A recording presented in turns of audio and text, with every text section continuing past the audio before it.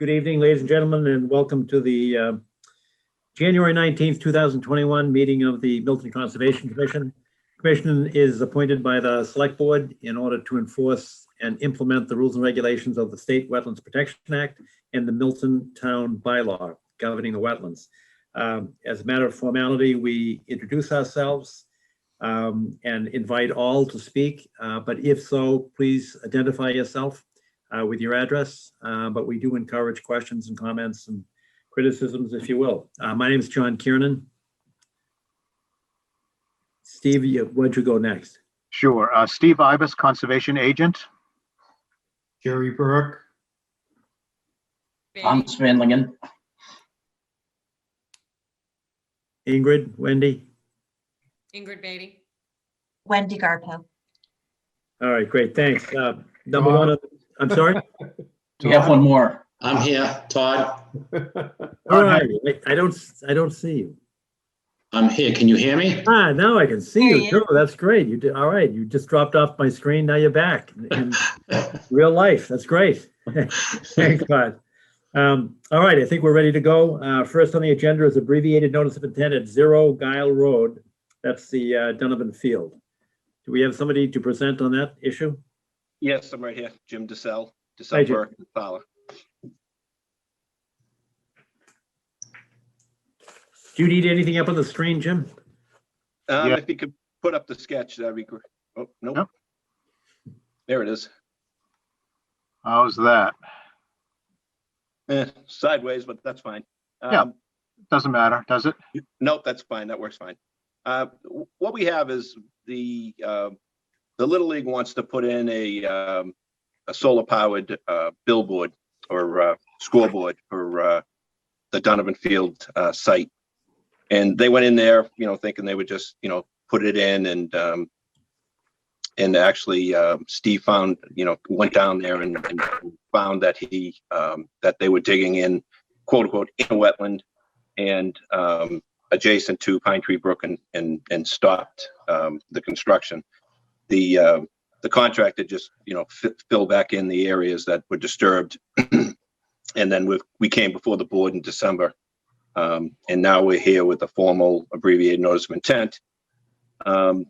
We had Art Allen from Ecotech flag the wetlands. We have the Pine Tree Brook riverfront flags, which are RA1 to 4.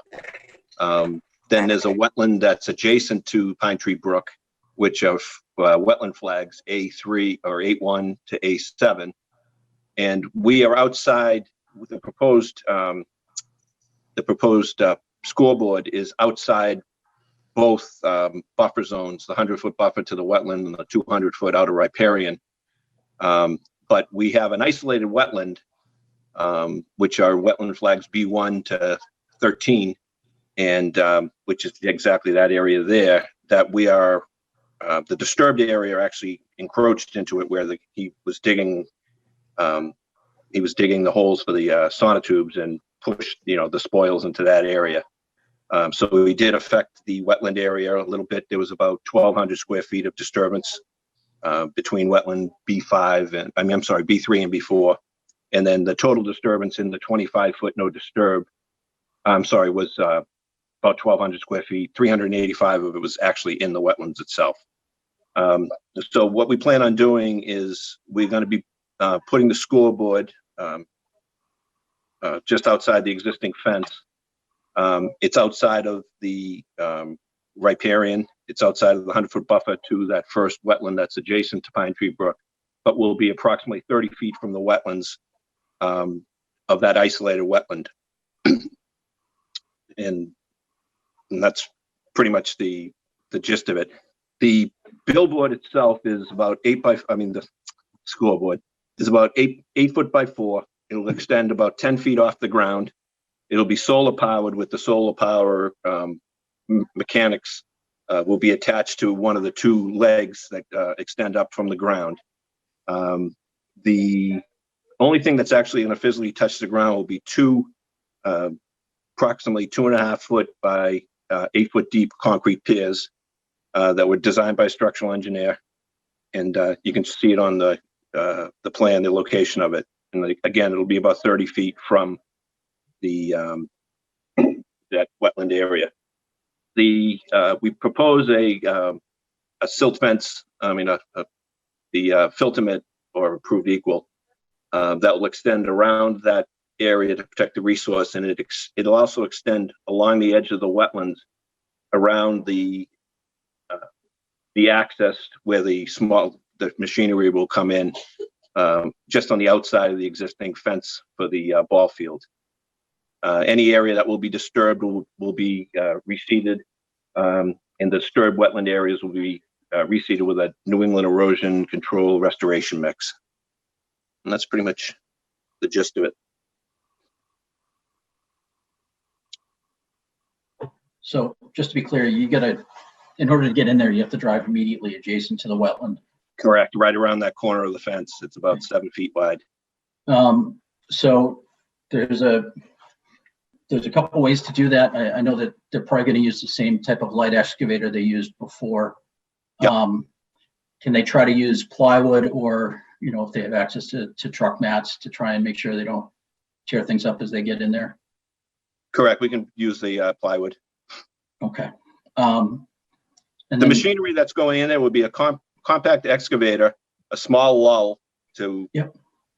Allow them to put the scoreboard up. And then there's also a concrete buggy, which is so they'll have I believe they'll have a truck somewhere off, up by the parking lot, and they'll bring this small concrete lull to fill in the hole, to fill in the sonotubes. yeah, it gets pretty soft along that back fence there. So. Yeah, no, yeah. And again, anything that does get disturbed over there will be repaired. Pre-existing. Secondly, I do have a couple of questions about the lighting of the scoreboard. Is it, how will it be controlled, and will it only be lit or on during games, or is there any continuous lighting during the evening? I believe it's only lit during the games. It's just literally the scoreboard, which will give you the innings, the score, and strikes and balls, I guess. So it's like remote controlled, or? I'm just wondering how it's controlled. I think I I can believe answer it's gonna that have a question. remote control panel. Yeah, it's a remote control. It's a battery operated remote control that's operated from, the stands or the dugout, that, you just click in the score in innings and all of that. Obviously, we don't want it running when we're not playing games, killing battery and having to have to replace those. So it's pretty much, it comes down from the equipment shed when the games start, and it's turned off and put back away, and everything's turned off once we're done playing. Okay, thank you. Yeah, I have a question, Jim. I recognize that the plan is sideways, but if you were looking at it so that you could read Donovan Field at the bottom, I'm going to go right and left. The truck goes in on which side? The right side or the left side? Right there by wetland flag B6, B5. Okay. All right. And I know you said a compact or mini excavator, with which I'm familiar, but when I was there before, it was a regular full-size backhoe. Is the hole going to be dug by this mini excavator? Correct. All right, and that can still get down 8 feet. I know the sonotube goes down 8 feet. Yes. Okay. All right. Now, the other thing is that I don't see it here, but I may be imagining this, but I thought I saw some kind of a conduit line. And I understand the remote control. I understand the solar power. But did you have a previous plan that showed a conduit going back towards the parking lot? No, Okay. this has always been solar powered. Okay. Good. I'm good. Thank you. Questions, commissioners? I don't hear any. How about abutters, members of the public with a comment or a question? All right, and I am going to ask to see if there's a consensus to support a order of conditions. And one of the issues for us is it's certainly not to store equipment overnight. I mean, that's one of our regular protocols, and we make it a special condition in all of our orders of condition. But the difficulty is it was stored there overnight. The backhoe was there overnight because it was spotted early in the morning. I was there, I saw it. So we want to make sure that there's no overnight storage in our jurisdiction. And even though you're outside of the 25 feet, you're still within our jurisdiction. So we want to make sure there's no overnight storage or refueling in that area of the, whether it's in a mini excavator or whatever equipment you've got. No problem. And I am, there was a violation of our protocol here. I am satisfied that in order to protect the interests that we are duty bound to protect, the resources, I'm comfortable that this is an appropriate plan for a good purpose. And I am not interested in a fine, but I want to bring it up just so that we're consistent in considering whether fines are appropriate when there's an enforcement order issued. Again, I am not looking for one, but I wanted to put it on the table if anybody wishes to suggest that. John, with respect to that, it's town property, correct? It is. So would we be fining the town? Well, you In this can, case, yes. if the town is the applicant. It depends on who the applicant is. Well, the town is the owner of the land, so it would be the town, correct? It could be the Little League. There are lots of times there are co-applicants. But again, Jerry, I am not, I can't be Oh, any no, clearer. no, no, I'm no, not looking no, for a fine. Yeah, oh, no, I hear that. I hear Okay. that, but it technically, the Little League is, I mean, although it was someone that was volunteering work on behalf of the Little League, but the land is owned by the town. The land is, yes, that's correct. I don't think the town knew, and I don't think the Little League knew they were doing something wrong. Oh, no, no, no, I appreciate that. It's just like, because I'm fine, I'm fine. I just wanted to make sure everybody was fine. Although we can, I have no problem finding Mike Dennehy. All right. All right, if there are no other comments or questions from either commissioners or members of the public, is there a motion to approve the order of conditions with our regular provisions? Real quick, Yes, can we make sure we add the condition that they'll use plywood or Yeah. a truck mat of some kind. ground protecting, BMPs when accessing? Yeah, okay. I agree. It's a good idea anyway, and you are correct. It's a very wet area. Okay. All right, So Steve, moved. do you have those special conditions? I do. Yep. All right, is there such a motion? So moved. All right, thanks, Jerry. Is there a second? Aye. Todd? All right, thank you. Any discussion? Hearing no discussion, all in favor indicate by saying aye or raising your hand if it can be seen. Aye. Aye. Aye. Any opposed? Hearing none, it's unanimous. Thank you very much. Mark, thank you. Jim, thank you. Thank you. All right. Thanks, everybody. Number 2 on the agenda is a notice of intent, 23 Wentworth Farm Road. Yes, hello, gentlemen, ladies, nice to see you all again. Jeff Kane with LAL Engineering Group, representing Jay Argus on this application for the notice of intent. Real quick check, everyone can hear me, right? Yes, Jeff, can I ask a question? Is Mr. Argus the owner and applicant? Yes, he is. All right, thank you.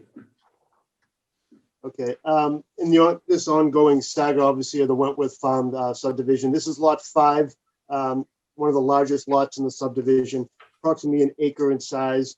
The lot does have a wetland best management, stormwater best management practice located at the lower section of the site, adjacent to the wetland.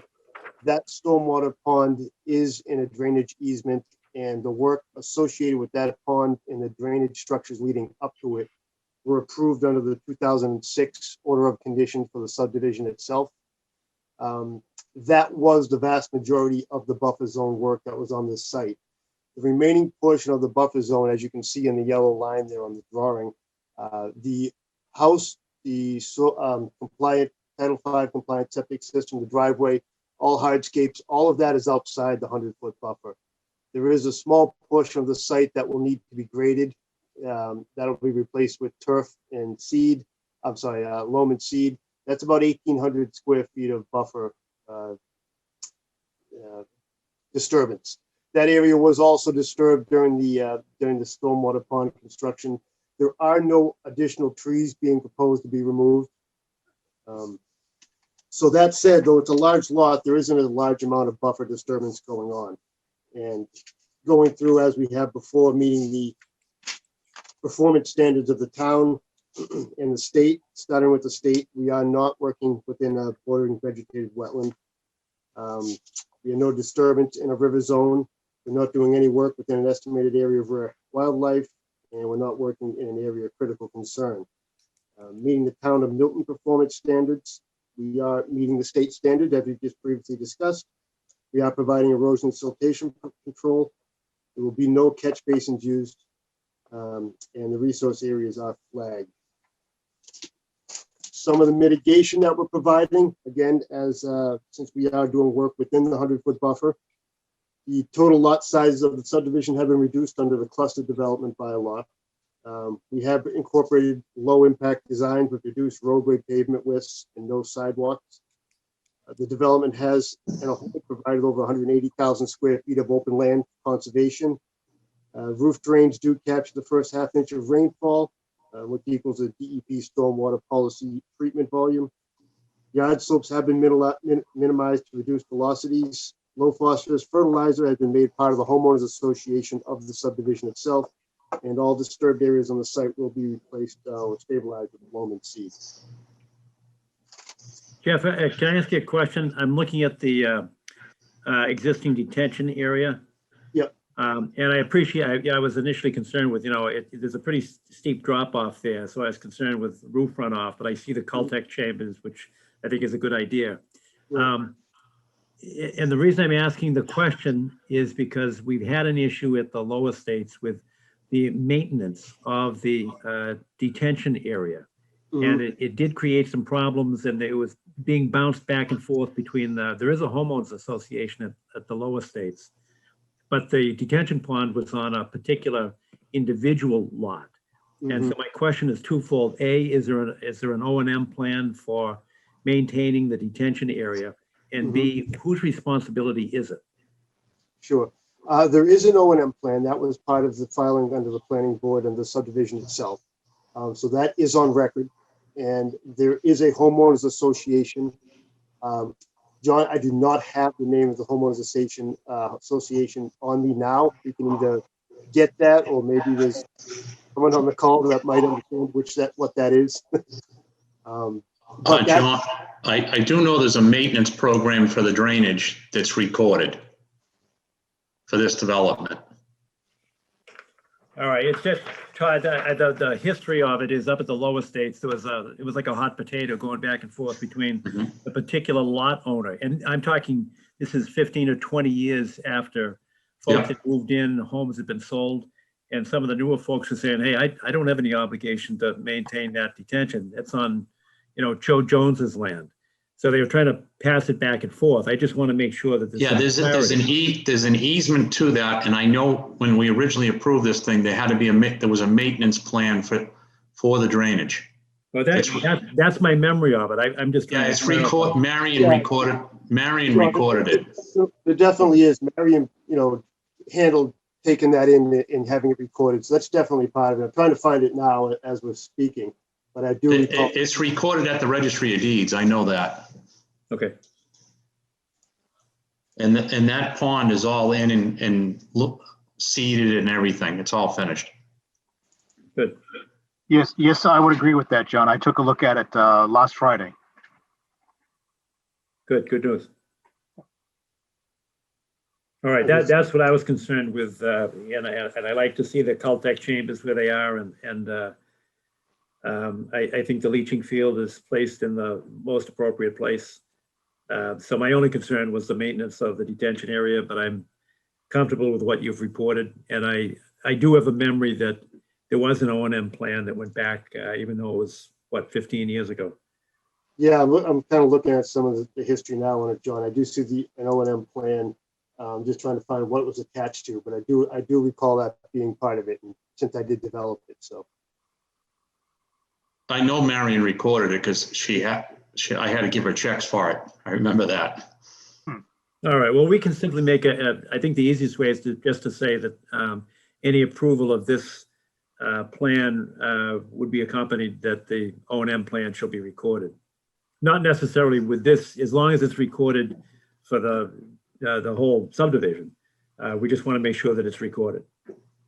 Yeah, not a problem. Other commissioners with questions? John, there's one other issue with this lot.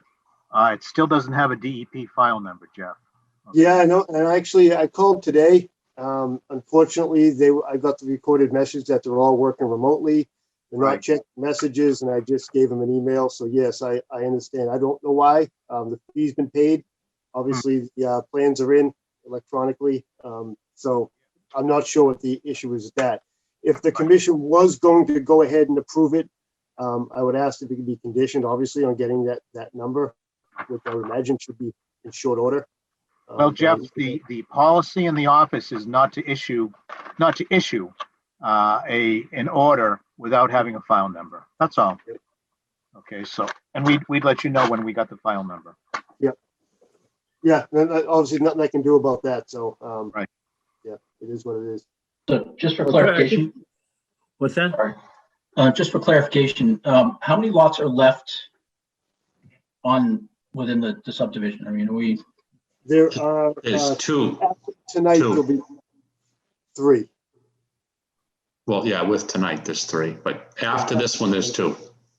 No, 3. 6. No. Oh, that's right. The people that bought 6. You're right. I forgot about that. how many of those are going to require Concom review?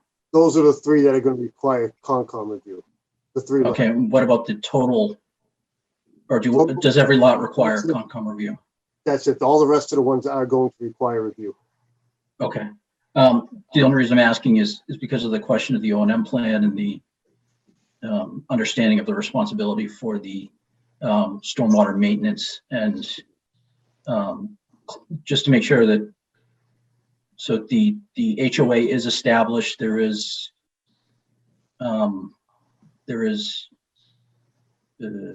somebody in charge of it, somebody that executes the responsibilities on the maintenance, or is that? Yep. Under the next filing, we'll make sure we have that information. Okay. Before we come in, we'll make sure that question can be answered. John, I'm positive Marion recorded that, but I'll have Marion get it up to conservation to let everybody know it's recorded and everything. I'll call her in the morning. All right. And let me go back to something that Steve said, because you're right. It's not just a policy not to issue the order conditions without a DEP number, but I think it's actually part of the state mandate.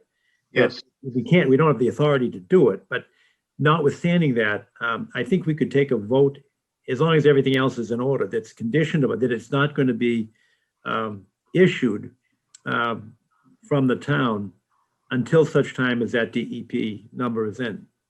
Right. And I think we've done that in the past to make it a conditional vote, that it's not effective until such time as the number has been assigned. It can't go anywhere. And it would. No, do we have to wait for another hearing, John, or if this happens before that time, or? No, that's what I'm saying. I don't think you have to wait for another hearing. Okay. That's correct. Issue it. You just can't issue it. Right. We can vote for it, but it's almost like holding it in escrow until such time as the state gives us the authority to actually push it out the door. Yeah, no, absolutely. That's what I understand too. And that would be best case scenario for us. So. Yeah, that's acceptable to me. Any other commissioners have a thought or a feeling on that?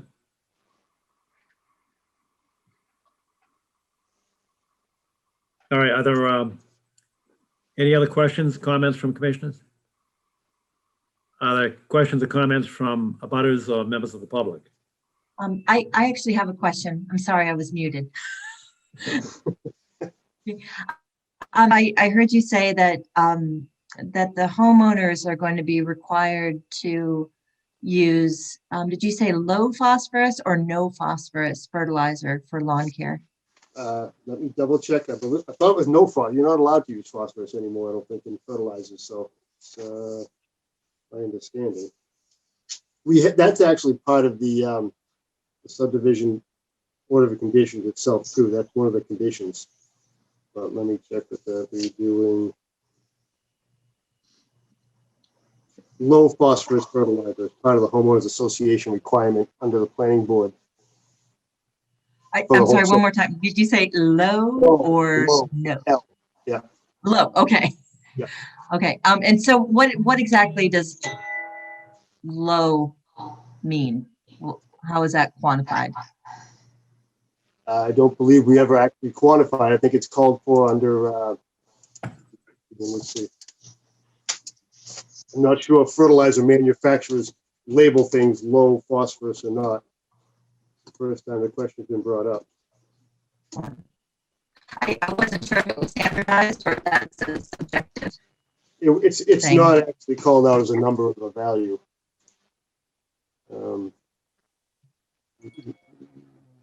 Steve, are you aware?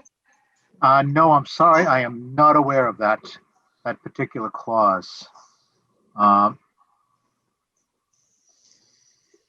So my question is, how is that communicated to the homeowners, and how is it enforced? Enforcing, that's always on the commission. I mean, it's communicated through the homeowners association. That is part and called out in the homeowners association, low phosphorus fertilizers. As far as enforcing, it's like any other part of the Wetland Act, as far as no disturb buffer zones and not putting lawn clippings in the 100-foot buffer. Some of that policy has to be on the homeowners. They have to be, look at that and understand that's what they're supposed to do. I don't know what level the conservation has discretion to go check on contracts they may have with landscapers or whatnot, but it's part of the homeowners association.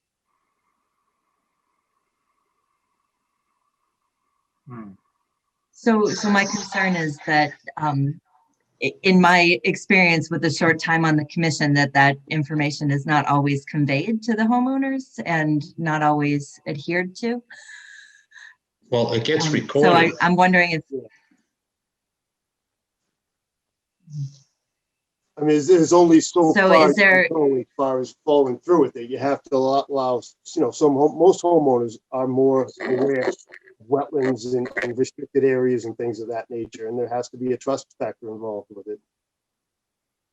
I got to say, a lot of homeowners I find now, between their pets and their kids, they don't like the fertilizers. Mhm. That's what I do find a lot of between their pets and their kids. A lot of them are using that organic stuff. Whether it works or not, I can't answer, but I know it's recorded for the roadway permit and it's been recorded for the whole development.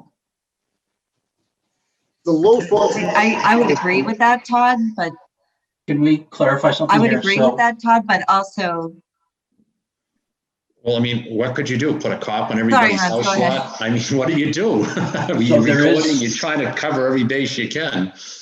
Right. There is a law, there is a Massachusetts law that says that you cannot use, that fertilizer has to be zero phosphorus. So. okay, so Part that one, being said, Title someone could not buy 19, Chapter 128, Section 65A. So that means you couldn't even buy it in the state if you wanted to. That, correct. So there's, the rules in the subdivision probably predate the law, but the law's been updated since then. Right. The subdivision rules are based on the DEP stormwater policy, which calls out low phosphorus fertilizer. So the wording came from that. And it's That a probably typical changed wording you since see then. as part of any sort of DEP filing. So if When there was is that a law written? that says you're not allowed to use it at all, that's just DEP stormwater policy hasn't caught up with that law yet. So that wording's still on the books. In fact, the stormwater policy is under review right now with the state, with the DEP. Okay, so it is changing and it will be out soon, hopefully within the next couple of months. All right, I've got a procedural question here. As long as we stay with this lot, I'm comfortable. And this is, what is the lot number? Is this Lot 5. 23 Wentworth Farm Road. 23? All right, I was doing it by lot, but in any event, Lot 5. as long as we stay with this lot, I'm comfortable with this discussion because I had asked initially when Jeff started as to who the owner and the applicant was, and I'm comfortable. But my concern is that if we go beyond and get into the homeowner obligations, that what I don't know is if Todd has any existing interest in other unsold lots, or have they all been sold? Because it might require that Todd recuse himself from a vote on this one. If in fact we get beyond this lot, I'm perfectly happy with this lot. Yeah, lot 6 is sold as well. These are all homeowners that just bought the lots. We're not building, we're not doing anything with them. We're just selling the land. The lots have been sold in past papers. They're long gone. Yeah, no, that's why I checked initially, but if we're getting into obligations of other lots that you may have an interest in, I don't know if there's anything, have they all been sold off? Yeah, there's only one that hasn't sold. Everything's sold. I mean, lot 6 was sold back in July. They've all been sold. Yeah, I'm comfortable on this lot, but if we expand our discussion as to what's going to happen to all of the other lot owners, that might suggest that, we've got 7 here anyway, but it might be appropriate if you not vote on anything that impacts an interest that you still have, even if it's only one out of however many lots there were. Yeah, I think we can keep it focused because we're really just talking about what was already approved on the other lots. I don't think we're talking about changing anything in the homeowners association, more of what's in there, it sounds like the question is. And if we're going to focus as we have on each lot having its own NOI, if the commission's desire is that it should be worded such that there's no fertilizer, no phosphorus in the fertilizer, then so be it. That can be a condition of this order of conditions for this site. It could be. I think that makes sense. And then we can separately go back and check with Marion that if that needs adjustment. I'm not suggesting we could change prior votes, but I am suggesting that we could probably work out something that the homeowners association would be required to comply with the current. Well, that's the thing. If you can't get it in the state, if that's true, and I'm just not familiar with that law, but it sounds like it's on the books. If that's the case, then it's probably a moot point anyway because they can't get it. Yeah, that I'm not sure of, and I don't know. And Hans, if you could give me that one again, I think it says you can't use it. I don't think it says you can't sell it. So I don't know if it went down to Home Depot, you could pick up some old stock or something that was in the back room. The first line is the limitation of the purchase and application of phosphorus containing fertilizer. So You can't buy it then. Okay. yeah, You can't buy it. Hans, when was that regulation passed? The NIPD's permits with that and the runoff into the wetlands. So it's not surprising that is now on the books. If you can't purchase it, you can't get it. Right. In Massachusetts. Right. Sorry. Hans, what is the reference again, please? so it's under the, let me see, Part 1, Title 19, Chapter. Well, slow down. Chapter. Section. Don't go to the act because you'll never find it. Just chapter and section. Chapter 128, Section 65A. Thank you. Yep. Perfect. Yep. Hans, does it say what year that was enacted? No. Go to the bottom. All the way to the bottom, and it might say something on when it was. No. No. Okay. I just did a quick search. I'm not.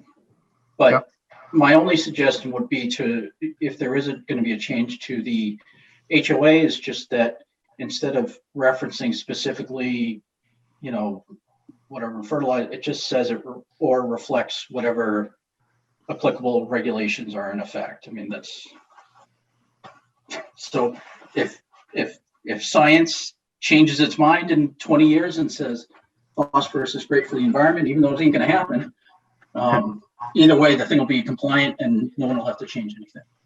Hans, did you say that was section 65A? Yes. I mean, and just looking at it now, it looks like it goes on to say you can use it to establish a new lawn, low phosphorus fertilizer. Yeah, like I said, I just did a quick Yeah, Google. So, I mean, okay. But even this law doesn't quantify what low phosphorus fertilizer is. Yeah. Okay. I just giving you the thought legal there was, rough. Steve, you'd remember this about maybe a year ago.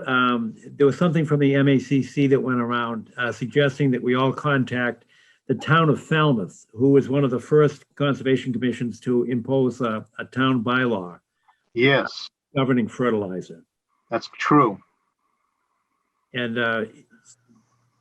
so that may be a recent change, Hans, that you see, because I thought at that time it was not required, but it was encouraged. And the individual conservation commissions were encouraged to pass it as a town bylaw. But it may have gone beyond low versus no phosphorus. I mean, there was a nitrogen component in there as well, I thought. Mhm. I agree. Yes.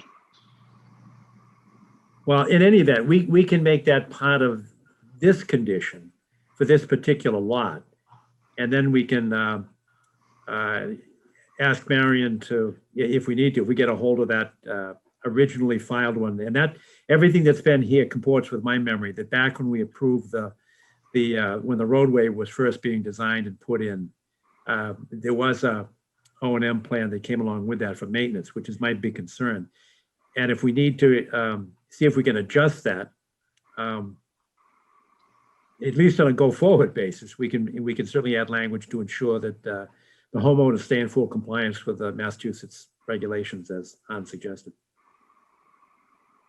So I guess the bottom line is I think we can put it into this order of conditions. And it's particularly important for this one because it's sitting right next to this detention basin.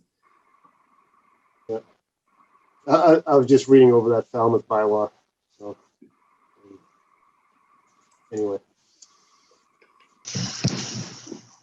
So whatever you guys, I think, want to word it in the order of conditions, I don't think it's going to be an issue as far as the homeowner is concerned. All right, well, any other questions or comments? Wendy, have you asked all your questions? I'm all set. Thank you, John. All right, good. So then with those concerns that we have discussed, and that is, the no nitrogen for this particular homeowner. Phosphorus, right? Phosphorus. Yeah, I'm sorry, phosphorus. I did say nitrogen. I'm sorry, phosphorus. Then as long as we have a DEP number, and then we have demonstrable proof from Marion or Jeff or whomever that O&M plan has been recorded, that would be one of the conditions that I would suggest, that we want to make sure that it's been recorded. And I would entertain a motion to issue an order of conditions with those provisions. Is there such a motion?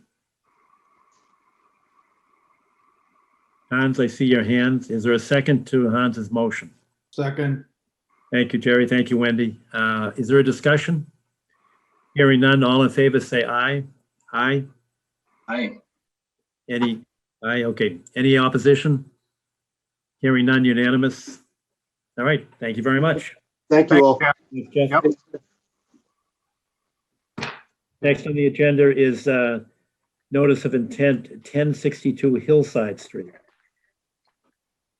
And before we even start with this, Steve, can you tell me, where is the pump station that had the problem with siltation? What's the number Hillside for that one? The pump station number is 1040. And Here is let me think. The stream is here. Meaning no high water, and the pump station is about 150 feet in That this particular direction, yeah, okay. which would That's what I be, thought it was, but I was trying to count houses and I couldn't see it on the chart. basically, it's 2 houses from the pump station. Okay. Answer the question. Yep, 2 houses away.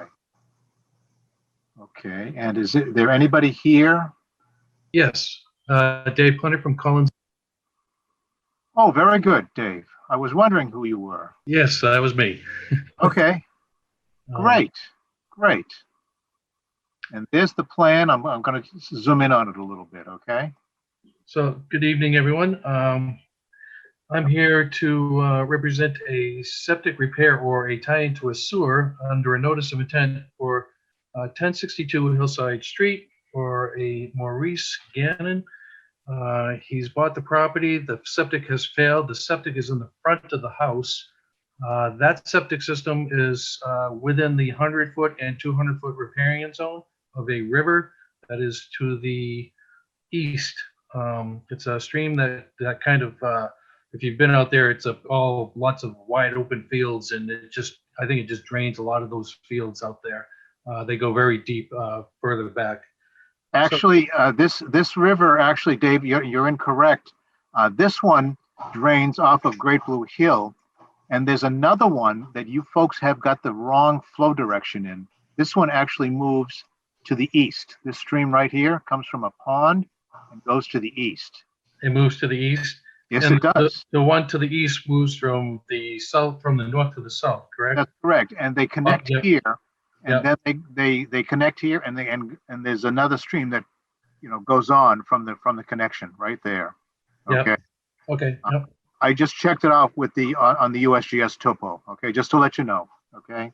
I was just looking at the locust map, which had the contours on it too, and it seems like there's a large rise after the stream. So it was kind of. That's correct. Yeah. Yeah. So the flow is incorrect on this plan. Okay. Okay.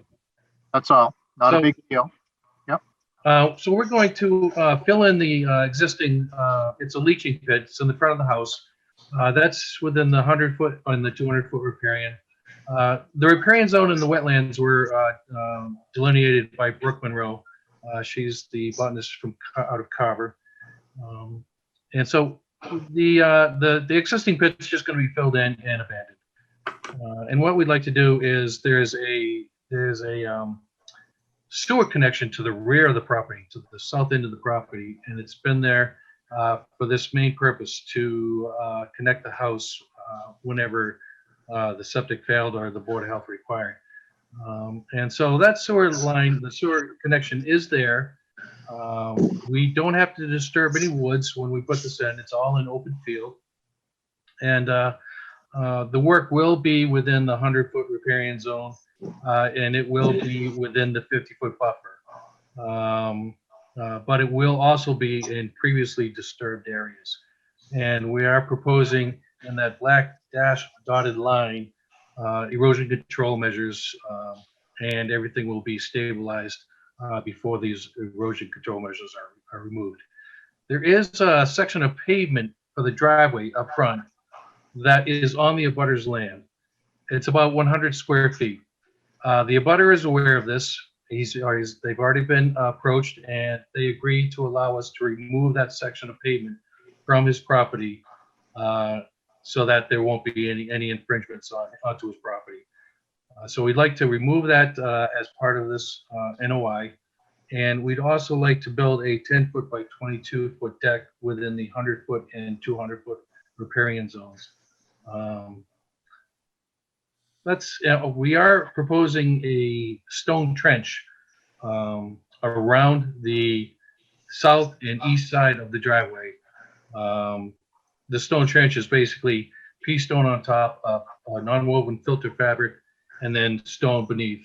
The pea stone and non-woven filter fabric work as a filtration system for anything coming off the driveway.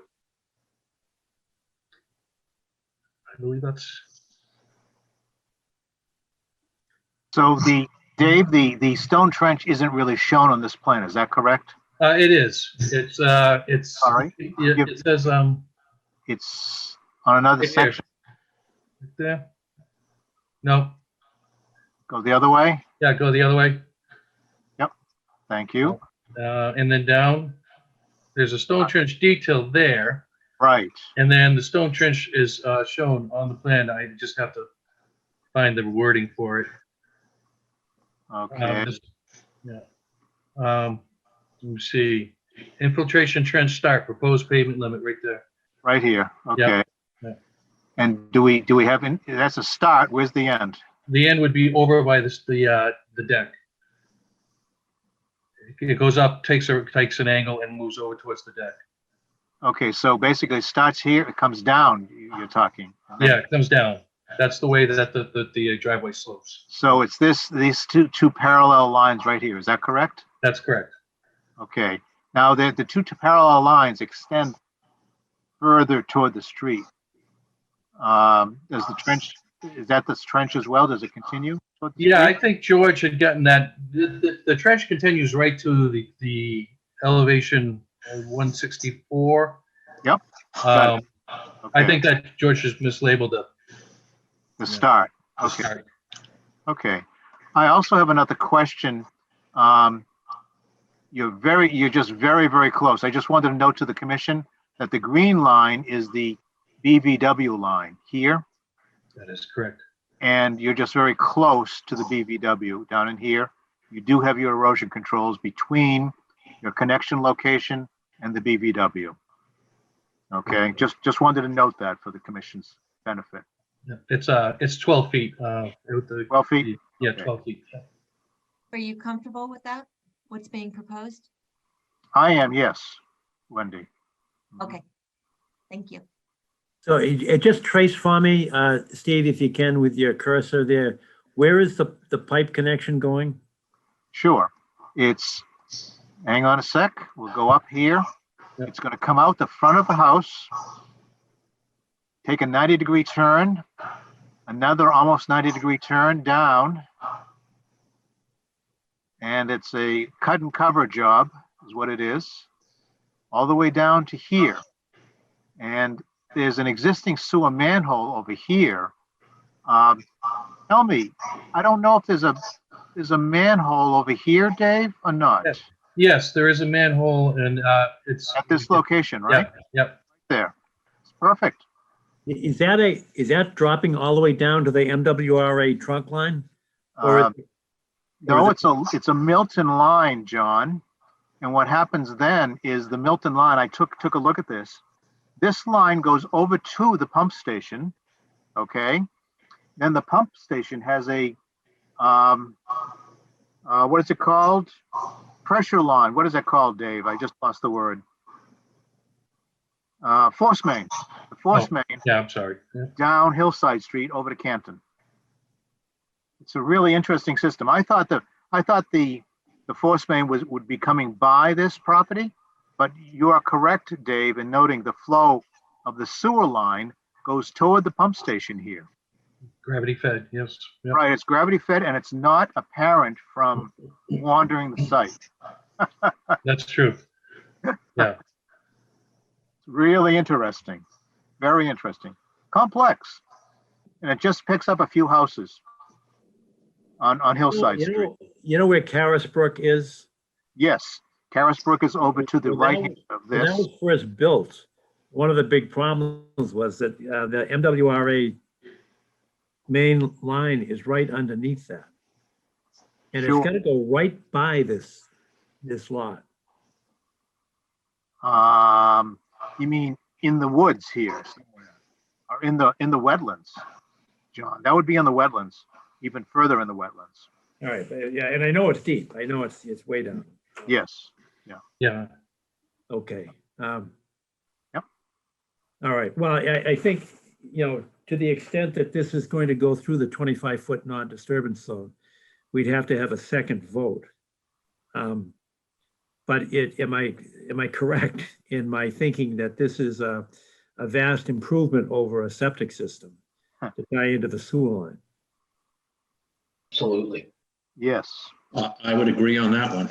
Well, therefore, what I'm looking for is we have to have an attestation that there is no significant adverse effect, because under our bylaw, in order to get to waive the 25-foot non-disturbance, we have to make a determination, and we usually traditionally request that an engineer confirm that there is no significant adverse impact on the wetland resources that we protect in order to waive the 25-foot. But I think, we should do that, and it makes good sense to tie in. It's a temporary alteration, and it's for the benefit of the switching from septic to sewer. So if you're looking for a motion, is Well, that, yeah. Are there any other questions or comments? I actually had one other question about the neighbors. So, was there a bow in the driveway there that just kind of exuded onto their land? Yes. Putting it yeah, back as a straight line, or are you making up the space on the other side of the driveway? No, there was just a bow on the driveway, the way that it was constructed, and you really can't. It all looks just the same, and nobody really knows where that lot line was until we staked it out. So nobody knew that driveway was bowing into their property until we did our survey. All right. Fair enough. Any other questions or comments? And when you do that, the tie-in, that when you're through the 25-foot non-disturbance zone, how long does that take to, trench and place the pipe and backfill it? It doesn't take very long, and they can trench that all in easily a day with a small machine, backhoe of sorts. They're only laying a 6-inch SDR 35 pipe, which can easily be handled by one person, setting it in place. So they have to, have their sand and have their clean fill ready, and then their loam and seed. But it's really not a big construction job. It's a minor one, actually. Good. Time of year do you plan on doing it? What was the question? What time of year do you plan to do the I work? believe the owner would like to do this as quickly as possible. Of course, if there's major frost on the ground, that may prevent him from doing it. Okay. All right, fair enough. Then, are there any comments or questions from abutters or members of the public? Hearing none, is there a motion to address the 25-foot non-disturbance zone on the bay? And Dave, I'm assuming that as the engineer, you're attesting to the fact that there is no significant adverse impact on the wetlands by doing the sewer tie-in. Is that correct? That is correct. Can you put that into a letter and say that for our file? I sure will, yes. Thanks. So is there such a motion to approve the waiver of the non-disturbance zone bylaw on the basis that there is no significant adverse impact to the interest that we protect? Such a motion? Hans, So moved. thank you. Yeah. Is there a second? Second. Thank you. Any discussion? Hearing none, all in favor, say aye. Aye. All opposed? Unanimous ayes. Now, the next vote would be to approve the order of conditions with the conditions that we met, that we usually include. And Dave, for your benefit, that's, not storing equipment overnight or refueling within the jurisdictional area for us. The other thing is that, can you correct the plan so that it correctly shows the flow of the? Yes, yep. And any other conditions that anybody wants to add to that? All right, is there such a motion to issue the order of conditions? So move. Who was that? Is that Hans? That was Jerry. Okay. Is there a second? Aye. If there's a second, any discussion? Hearing none, all in favor, say aye. Aye. Aye. All opposed? Unanimous? Thank you very much, Dave. Okay, thank you so much. Have a good night. All right, Thanks, you too. Dave. Yep. Next on the agenda is Milton Academy. Is Ned Cochran joined us yet? Yes, he has. Oh, great. Okay. Great. And thank you for your indulgence. All right. Burlington was rather quick. Great.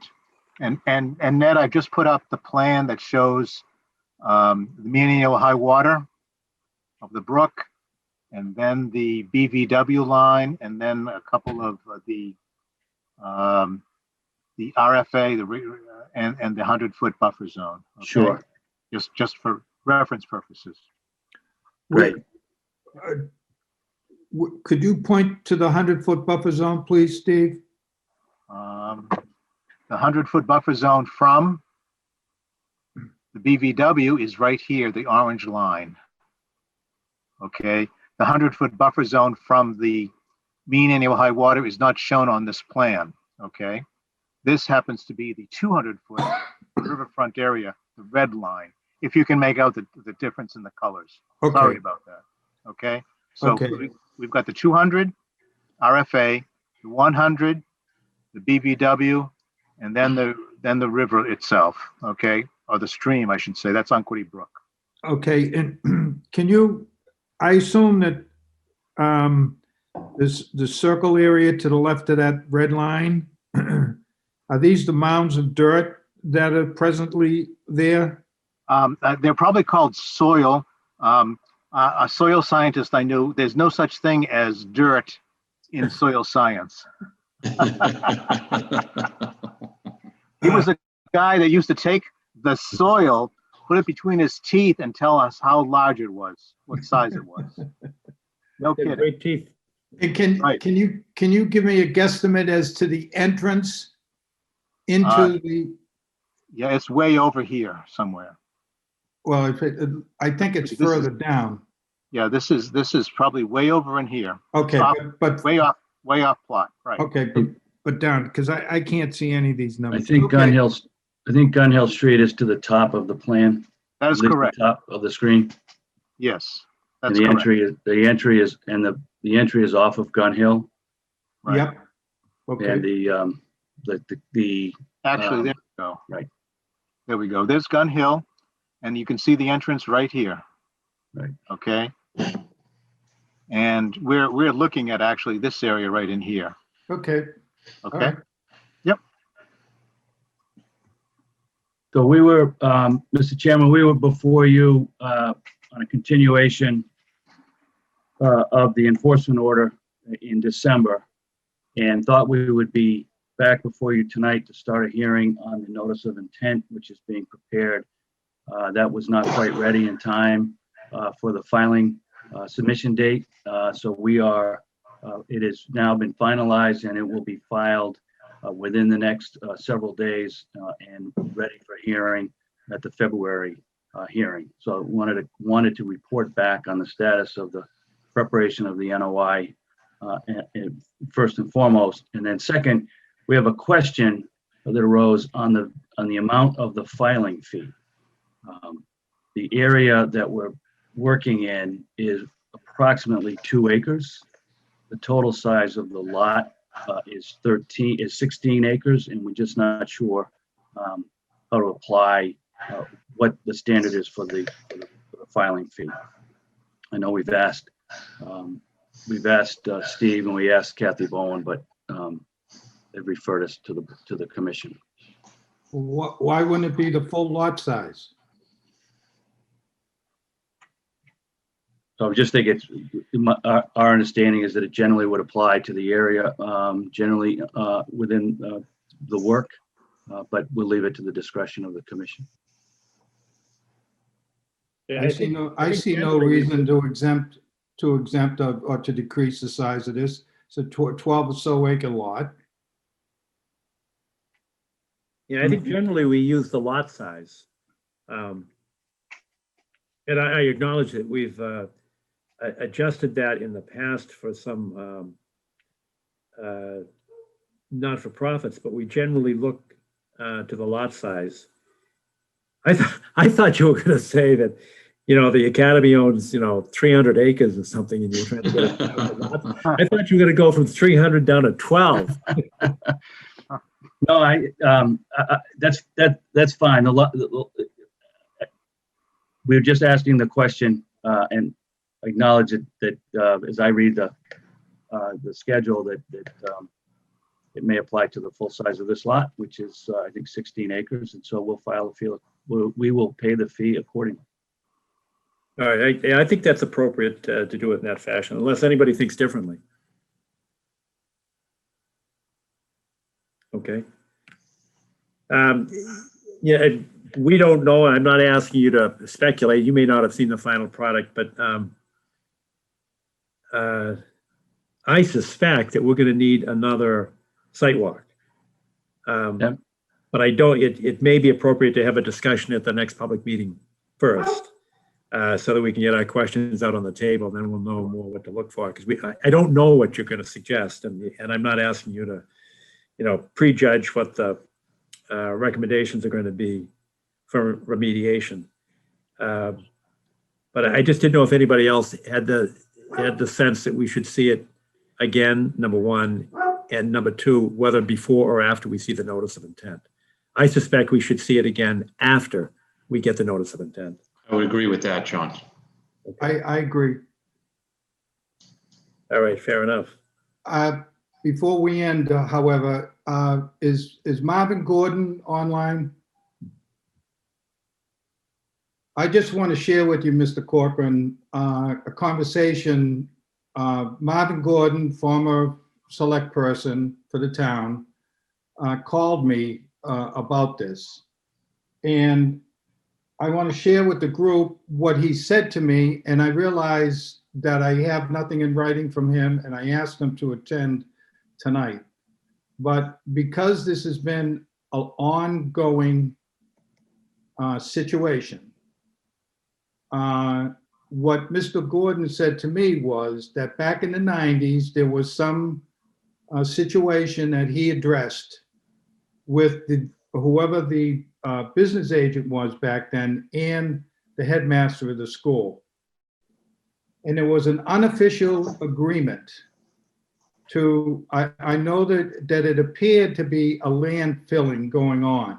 I think it was because there was some intent, and if you know, Mr. Corcoran, correct me, there was some intent by the academy to build a solar electricity site, which was subsequently abandoned when they got resistance from the cemetery trustees. But all incorporated into that was a gentleman's agreement between Mr. Gordon, who was a select person at that time, didn't want to make a big deal of what was going on. And the agreement was to cease and desist and to remove a lot of the soil that was already placed there. Now, I appreciate the fact that he's going to have to come or give me an email or something that I can show. But that was in the 90s. And what we heard last month was clearly and unequivocally that this mounding or this fill has been there for a long time, for more than a year, more than 2 years. And because it's something that I just stumbled upon, and that now brings the need for an NOI, I think it's appropriate, and I'm going to be considering it. And John and I had a discussion earlier, and I want you to hear what he said about it. But I am going to be seeking fines for this, substantial fines, because of if it can be shown, if Mr. Gordon comes before the board and says there was an agreement, not that there was an enforceable agreement, but to demonstrate that this has been going on for a long time, and that the stewardship for that piece of property and the buffer zones was not at the best. And because it was stumbled upon, and as a side note, Mr. Corcoran, your client is not paying taxes on this property. And I have to figure that out. And I'm going to bring that to the appropriate attention. This lot and the other two lots across the street, they're not paying taxes on. It's undeveloped land, which is not part of the mission for the educational purpose. So this is what I'm going to be. It's going to be contentious. It's going to be a robust discussion. But from my point of view, this couldn't be a better, appropriate case to find.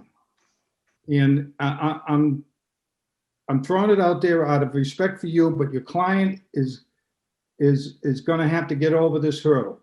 And I'm not talking 10 or 15,000, I'm looking more like 25 to 50,000. Thank you. When you say John, who do you mean? Oh, I'm sorry, John Cannon, the chair.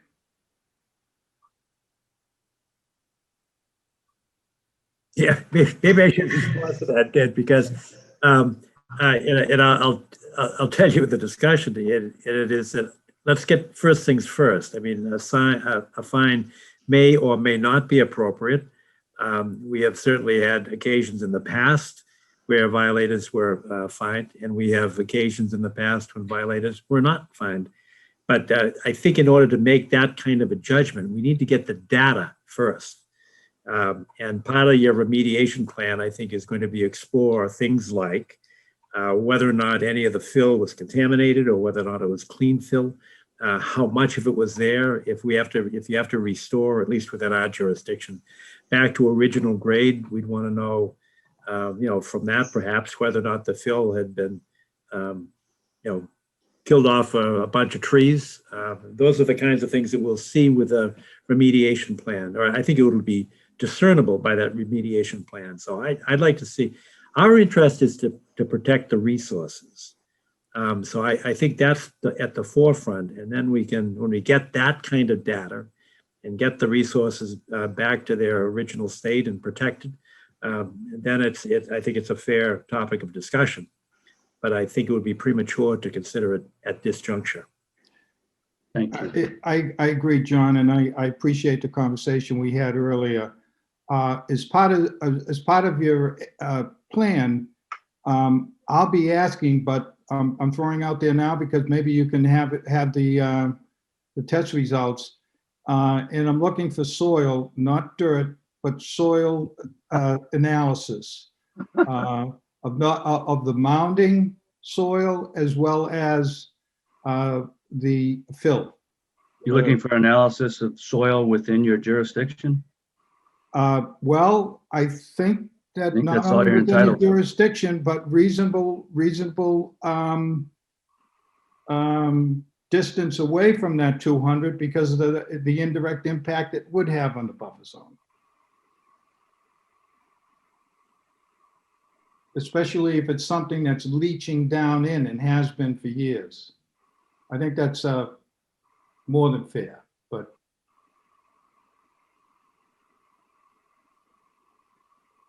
All right, well, we'll see what the scope of the NOI is, and hopefully it'll give us the data that we need to figure out what's the best way to protect the resources. Well, what you see was consistent with what we discussed in December. Okay, well, we look forward to receiving that, Ned. Thank you. Sure. Thank you. Are there any Thank you. questions from commissioners?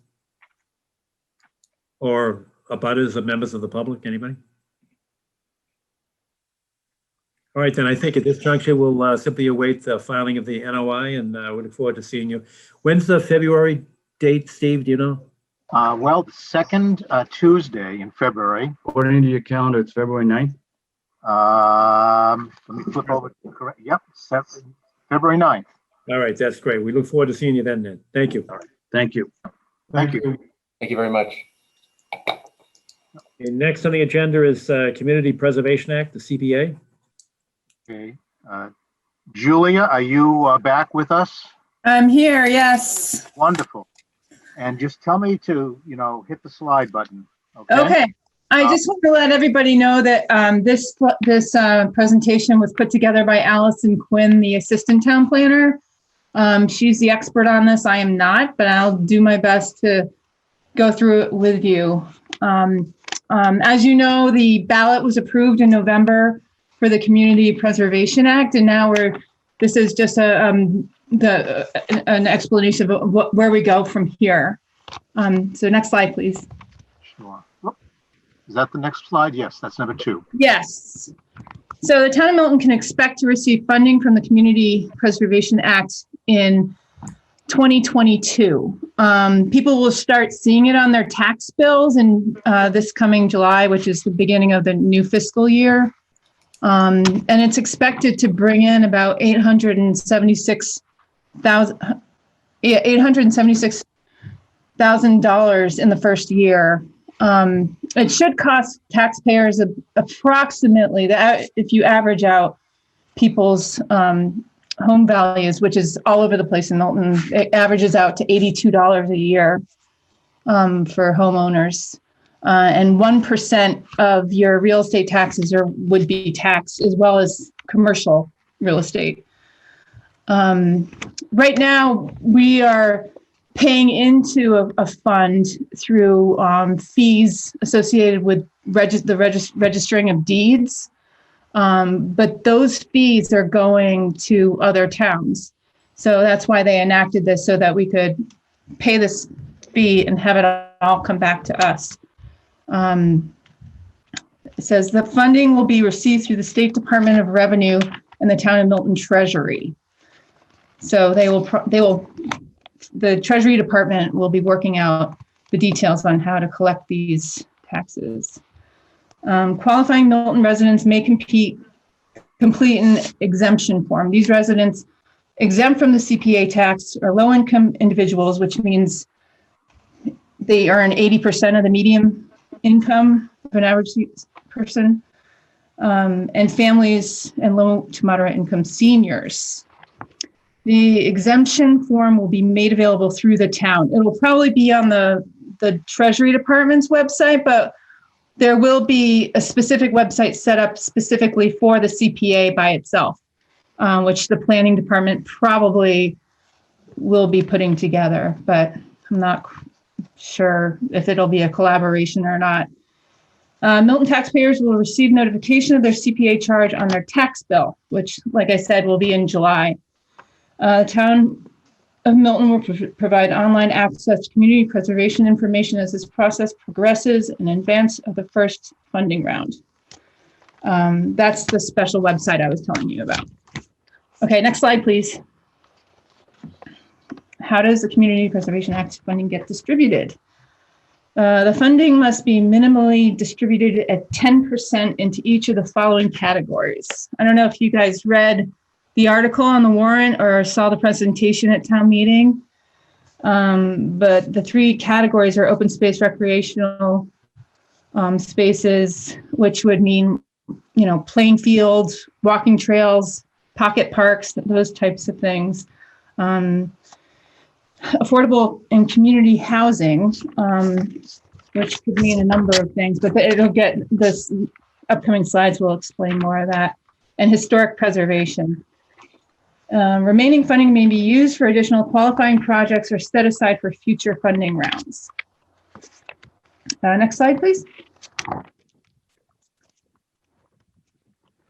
Establishing a community preservation committee. So once all that the budgets are established, a committee needs to be established. And so there must be 5 members, one from different departments, which needs to be accepted at town meeting. So the committee will be accepted at town meeting. It can consist of 5 to 9 members, and it must submit an annual plan consistent with town needs. There's more details on that later. And it can allocate up to 5% of the total annual revenue to administrative costs. So those committee members would be members of the Conservation Commission. So you would have to get a volunteer from your board to be part of this. Planning Board, which would probably be Allison. Historical Commission, Housing Authority, Board of Parks and Commissioners. And then that's 5, and then the other 4, which would make up 9, could be determined by the Select Board. Next slide, please. Oops. There we go. Types of projects that are eligible. We talked earlier about affordable housing, open spaces, and historic preservation. So Historic preservation projects under the statute must be defined as a historical resource that is a building, structure, vessel, real property, document, or artifact, and must meet one of the following criteria. Must be listed on the Massachusetts State Register of Historic Places, must be determined locally significant by the local historical commission. People have mentioned the firehouse as a possibility for this. But the committee will determine where those funds go, and then they get voted on at town meeting. Affordable housing community projects that follow guidelines for income qualifications include purchase of affordable units, purchase of additional subsidies, emergency rental assistance. This one is really important because of all these 40Bs that are coming to town. People are anxious to get going on the CPA because it might help with that. At town meeting, Melinda Collins mentioned funding for foreclosure prevention services and rehabilitation of older buildings for affordable housing, rental assistance. There's all kinds of opportunities for that. And then there's recreational and open space projects, which would be outdoor sports fields, except for artificial turf. A lot of people are talking about the Lower Guile field, the Lower Guile Hills field that needs a lot of work. And the trail around Pope's Pond, and dog parks, which we don't have. So that'd be another thing. Next slide. This is just a chart she made to show what is eligible and what is not. And it's pretty straightforward. I'm not sure what exactly we can say about this, except that the town has capital projects that would be ineligible for CPA funds, but the CPA funds would allow for more funding for capital projects. So it benefits in that way. Support, it's kind of like the CPA can set it up, but maintenance and other things that happen afterwards are not part of the CPA funding. Does this chart make sense to you guys? Yes, it does. Thank you. Okay. So really quick, let me just ask one question. And just to put it in the context of something we have, I think, on the agenda tonight. So I believe we're supposed to talk about the Turner's Pond, the maintenance of the trail. Yeah. I don't know if you're familiar with that at all, or. Yeah, that was mentioned at town meeting as well, yes. And so would the project that's being proposed this evening, if it were proposed, say, next year, would this be something that would qualify for CPA funding? I don't see why not, as long as it's in fiscal year 22 and it's approved at town meeting, and the committee, suggests it to town meeting, and then all the forms are filled out properly. Yeah, there's application forms, which are next couple slides down that I'll show you. But so you'd have to fill out all that paperwork and then get the committee to support it and then get it voted on at town meeting. Okay. Yeah, I was just asking to kind of put it in context. Yeah. Thank you. Sure. Okay. Wait, that's, okay. Town land. CPC may receive requests for community groups for funding for projects on town land. And I think Turner's Pond is town land, isn't it? Yes. Yeah, okay. To ensure these projects have the support of the town and are in alignment with town needs and priorities, the CPC may require that property owners be a co-applicant on eligibility determination form phase for all projects in public lands. Preservation restrictions.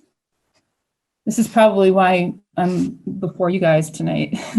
The CPC requires all historic resources projects to accept a perpetual historic preservation restriction on the exterior. So it only affects exteriors. And like I said, if, say, the firehouses came before this or were eligible, it would only be the exterior.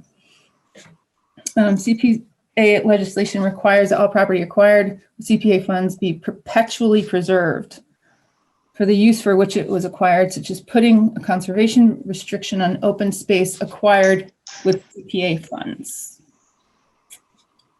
Permits and approvals. CPA funded projects must apply for the necessary permits and approvals, which will vary depending on the scope of your project. They can learn more about what various permits may be required for your project on the town's website or by talking with someone in the building department or inspectional services.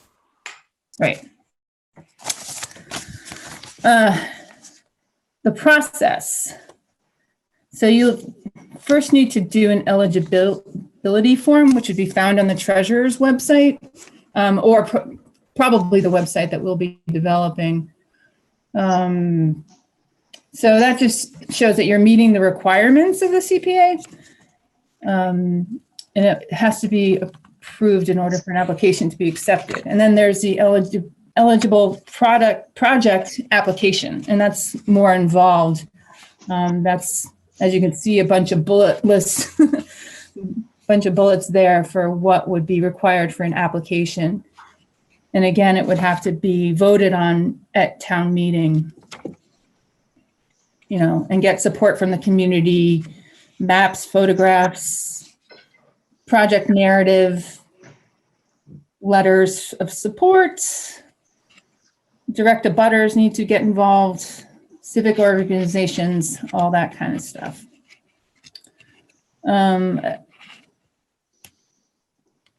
So additional requirements may be applicable for historic preservation, open space, or affordable housing.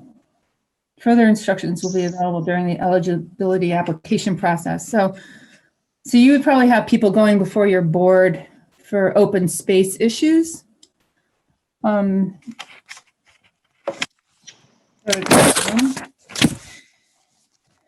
then the last page just says, you know, anybody can apply. You just have to fill out the paperwork, and it has to go, the committee has to support it, and then it has to be voted on at town meeting, and that's about it. So there's a last page. What would you do at Pagoda Park? That's one of those open space ideas that the funds could be used towards. Pagoda Park, or Turner's Pond, or Pope's Pond, you know, those types of things. So if you have deeper questions, I will write them down because I'm not an expert on them, but I'll try to answer them if I can. And if I can't, I will send them to the proper person and they will get back to you. Thank you, Julia. That's very helpful. Both the presentation and the, you know, being available for questions. Anybody have any questions? Well, hearing none, we thank you very much for your contribution, and there's a lot of thought-provoking information here that's going to fill our plate for the next year or two. Great. Okay. Thank you. Thank you very much. Thank you, Julia. All right. Next on the agenda, number 6, informational. This is the Park Department regarding Turner's Pond. And John, I thought I'd put up a 2009 map of the pond itself, and maybe Peter could describe details off of this map, if that's okay with you, Peter. Absolutely. Great. Good evening, everybody. I'm Peter Jackson. I'm a landscape architect and worked for the Park Department for 20 years doing various projects, including the construction in 2009 of the reconstruction in 2009 of the path around Turner's Pond. I'm here this evening to just talk with you and seek advice about what the permitting requirements will be for the current project, which we will be getting underway. What the Park Department intends to do is to do a significant path maintenance project on the path. Since 2009, there has not been a lot of maintenance of the path, and the path materials have eroded, the path edges have eroded.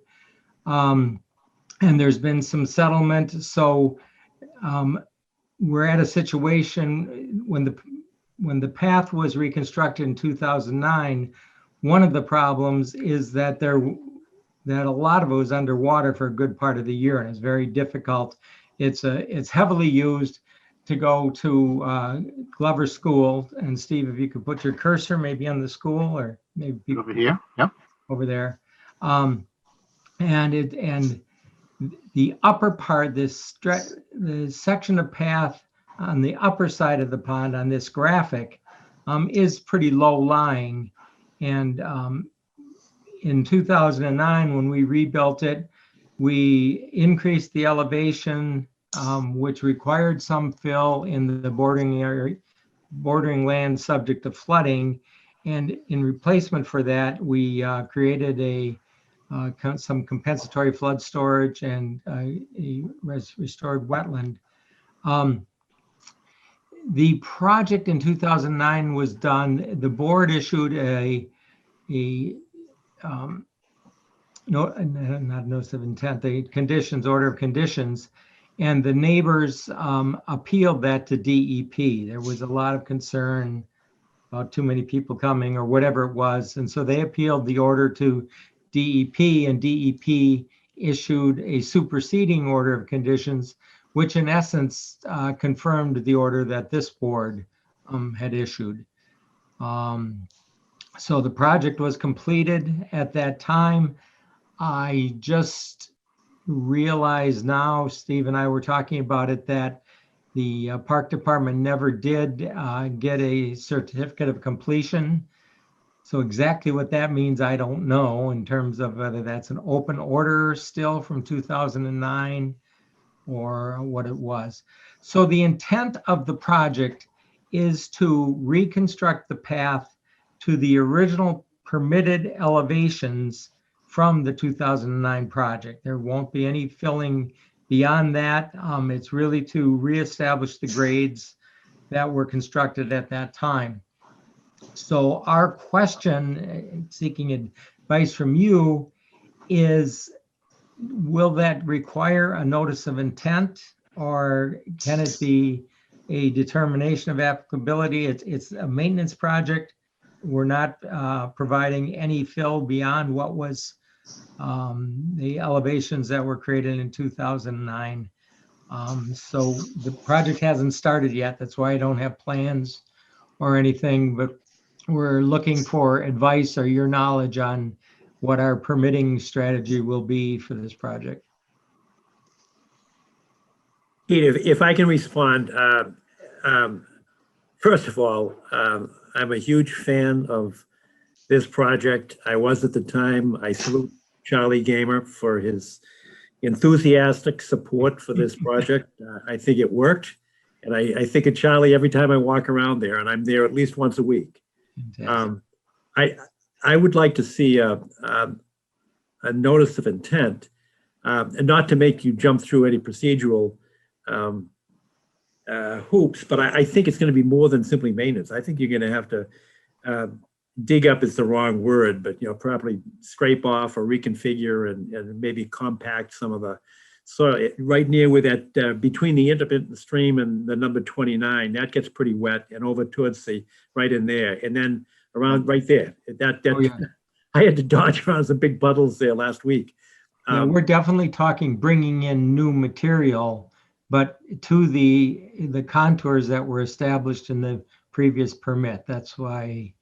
But yes, we're talking, filling the holes that are there. It's not just, moving the existing material around.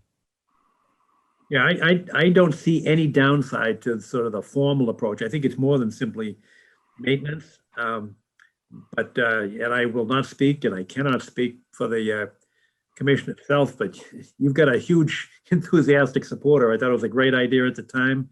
And for those that were not on the commission, Charlie Gamer was sort of the leader of the charge, and he himself was, at the end of his life, was confined to a wheelchair, and he wanted to make sure it was handicapped accessible. And it is.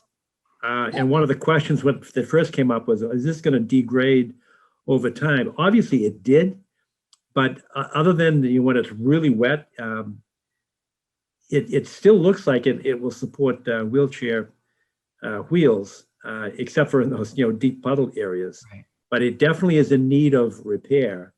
And I think the formal procedure is great. It brings in the neighbors, and I think this time you're not going to see the kind of opposition that we saw back, 11, 12 years ago. I think there's going to be an outpouring. I see people there all the time using it, and I think those people will come out and be enthusiastic supporters for this as a project. Including the neighbors. The neighbors use it quite readily. Right. Some of the people who filed the objection in 2009, I see they out there, almost every day. And one of the things that the park department has improved is its maintenance of the pond outlet. And Steve, can you move your The outlet's right here. my cursor? There we go. Yep. That's the pond outlet, and it goes right into Pine Tree Brook. And what happens is brush builds up on the culvert here and increases a lot of times the pond can be 18 or more inches higher than Pine Tree Brook because of the backup of materials here. But I've worked with the maintenance staff of the park department to let them know that was the source of a lot of the high water that was flooding these areas. So they're doing a lot better job of keeping that culvert open so that the elevation of the pond is directly related to the elevation of the brook. So that helps the flooding that happens. So And- this is Go Ingrid. ahead. Can I jump in for a second? I live close by and I run around Turner's quite a bit. And John, I'm 100% with you. And I think Pete, you're on the same page as well. That area between the intermittent stream and 29, the north, the Yep. north facing slope, Yep. I don't think it's just maintenance either. And I'm wondering if maybe some creative thinking needs to go into some other strategies, because, generally the surface has held up pretty well, but that section began deteriorating rapidly. very Soon after quickly. it was finished, it really started going downhill fast. So I'm wondering if there's some other ideas in terms of drainage, or, it gets soft and then it gets rutted, and that little stretch that we were talking about just a few moments ago, from the beginning, took a whole lot, much more of a beating than the whole rest of the perimeter. Mhm.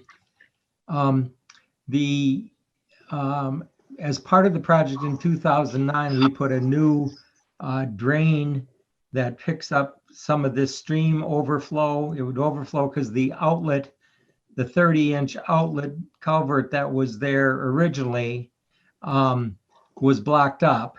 And so we although we subsequently learned how to keep that a little bit open, but we put in a new 30-inch culvert adjacent to it to pick up the main flow of that stream. And then in that area is where we created our compensatory storage. And we created significantly more compensatory storage than was required by than the impacts of what we had done before. So I think we've done a lot to improve it. Also, part of the design is there are some under drains, kind of French drains that take the water. The end of what's now the soccer field here for the school. Mm-hmm. I don't know if you see my cursor or just Steve's Yeah, I do. cursor. Yeah. But Just- Right in here. that always sent a lot of water across the path, and we put in some under drains here and on this side of the path that pick up the drainage coming from off-site across the pond. And then there's some small 4-inch drain pipes that outlet into the pond to pick up the water that caused a lot of that overflow. In this area, right by the 29, is a remedial wetland that was created related to the school reconstruction project. And that was failing for a while, causing water to overflow, but that's more established now. So I think it's working as was intended.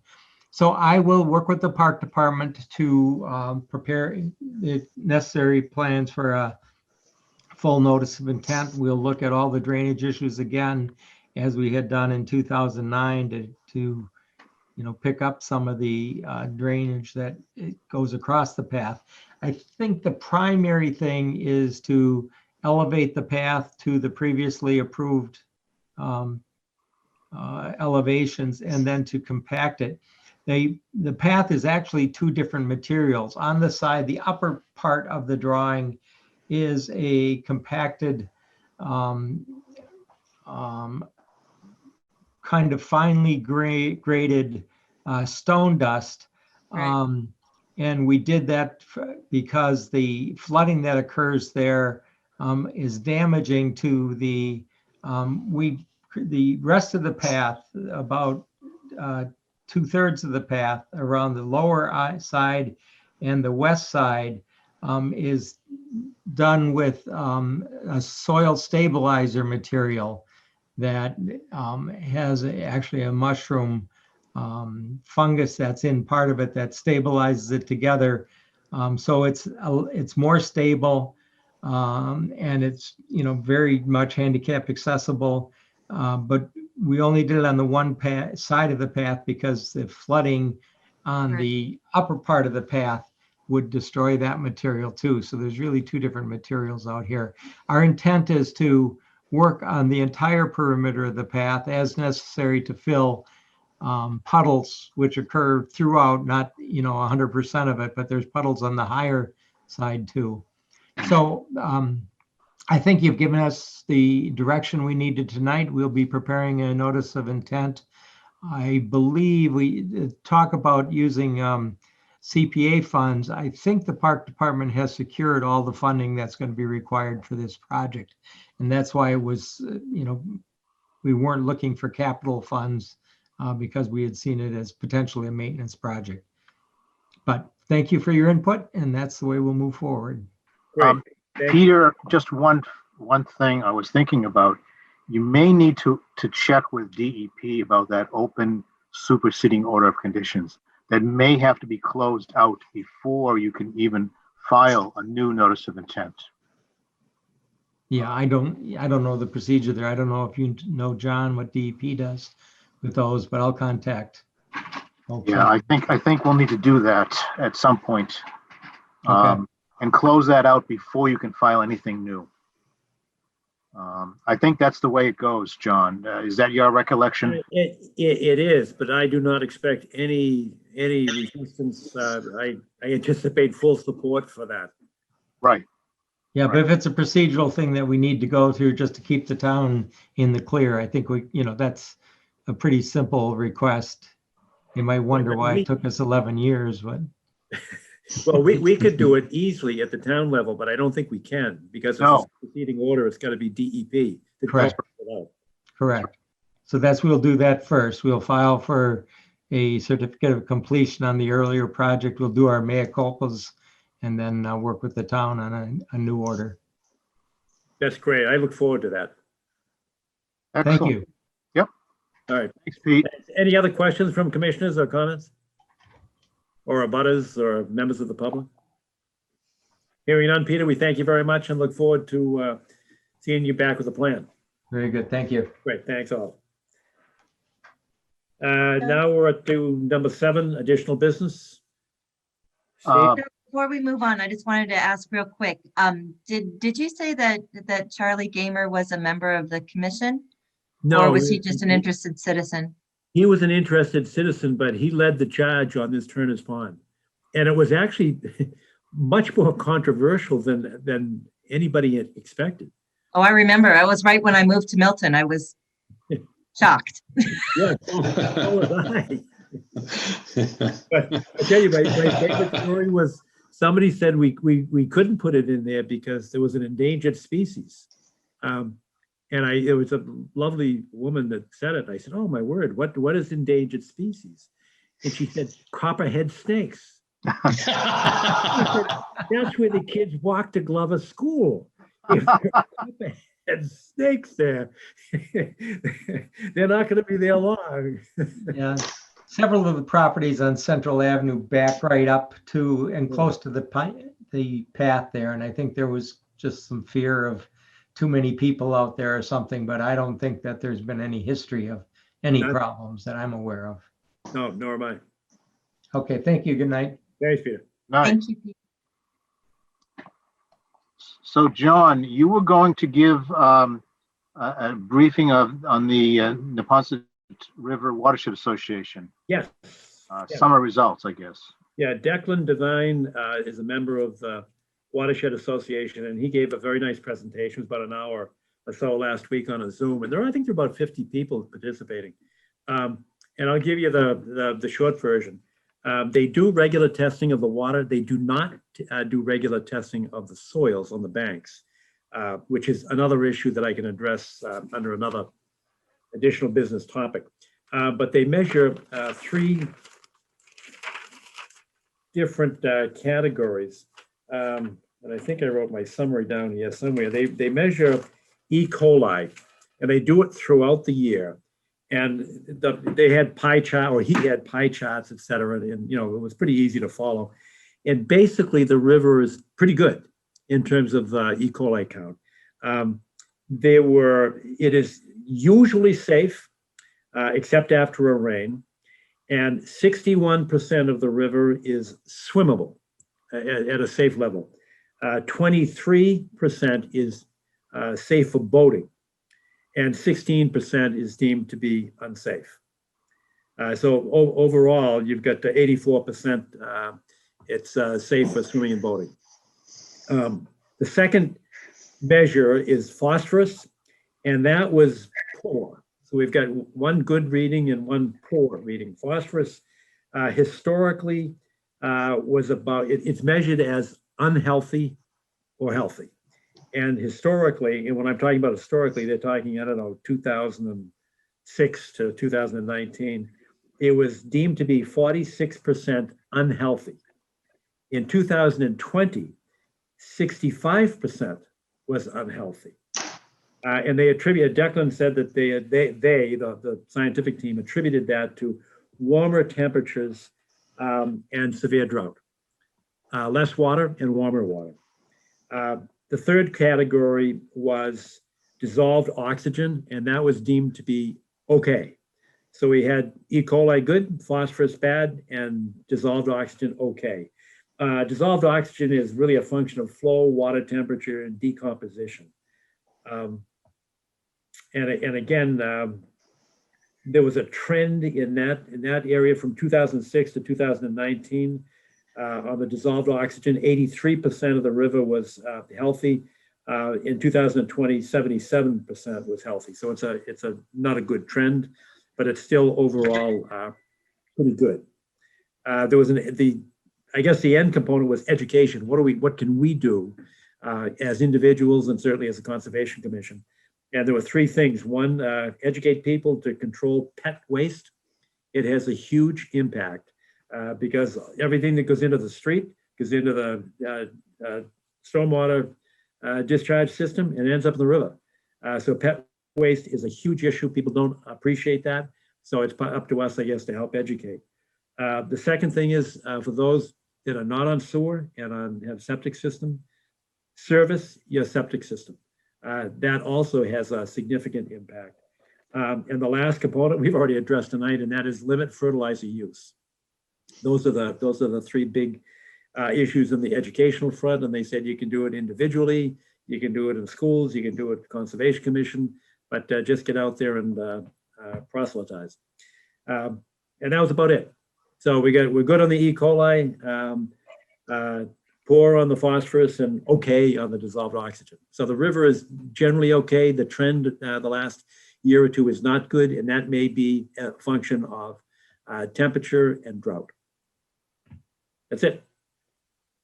John, did you talk about Unquity Brook at all? No, it's just testing in the Neponset.